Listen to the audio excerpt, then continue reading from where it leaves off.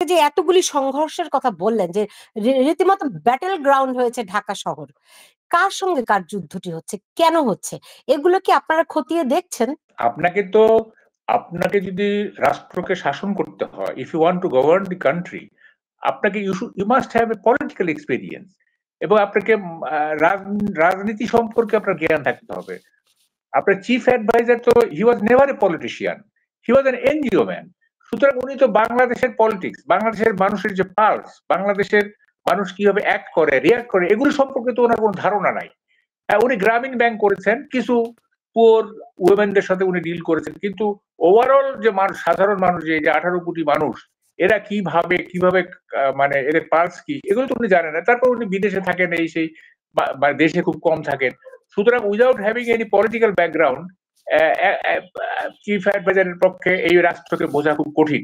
জাতির উদ্দেশ্যে তিনি যখন প্রথম ভাষণটা দিলেন, সেখানে প্রথম একদম মানে টেক ওভারের পরে, তখন উনি বললেন কি, যে এখন থেকে আর গুলি হবে না, ঊর্ধ্বতন কর্তৃপক্ষ যদি মানে নির্দেশও দেয়, তাহলেও কেউ গুলি করবে না। আচ্ছা দেখেন, আপনি গুলি করবেন না ভালো কথা, আপনার তো এটা ভেতরে থাকবে।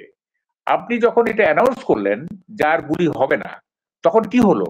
তখন তো আপনার সন্ত্রাসী যারা, তার এনকারেজ ফিল করলো, হ্যাঁ, যে আরে গুলি তো হবে না। তখন তারা এই বিভিন্ন সন্ত্রাসী কর্মকাণ্ড করতে, যারা আন্দোলন করতে চায়, তারা মনে করতেছে আরে বড়জোর লাঠিচার্জ হবে, গুলি তো আর করবে না। চিফ অ্যাডভাইজার তো বলেই দিচ্ছেন যে গুলি করবে না। তো ফলে এই লাঠিচার্জ দিলে আমরা সহ্য করব, আমি টিয়ার গ্যাস সহ্য করব, আমি তো আর মরবো না, আমাকে তো আর গুলি করবে না। ওই কথাটা বলা তো ওনার ভুল হয়েছে। আপনি কি করলেন? আপনি সমস্ত দুষ্কৃতিকারীদের কে আপনি অভয় দিলেন যে তোমরা যা কিছু করো, তোমাদেরকে গুলি করা হবে না। আন্দোলনকারীদের আপনি অভয় দিলেন যে আন্দোলনকারীরা ভাবলো যে হ্যাঁ, আন্দোলন মানে আন্দোলন করে যদি দাবি আদায় করা যায়, তা আন্দোলন করব।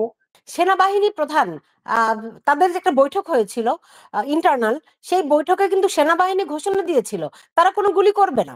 না, সেনাবাহিনী গুলি করবে না। সেনাবাহিনী কেন গুলি করবে? সেনাবাহিনী তো তাদের একটা ইমেজ আছে, হ্যাঁ, সেনাবাহিনী পাবলিকের উপর কেন গুলি করবে? ওইটা তো ঠিকই ছিল, ওদের ওদের বৈঠকের সিদ্ধান্ত ঠিক ছিল। তা আপনি গুলি করেন না, কিন্তু আপনি যখন বলে ফেললেন জাতির কাছে, তখন তো এটা একটা মেসেজ চলে যায়।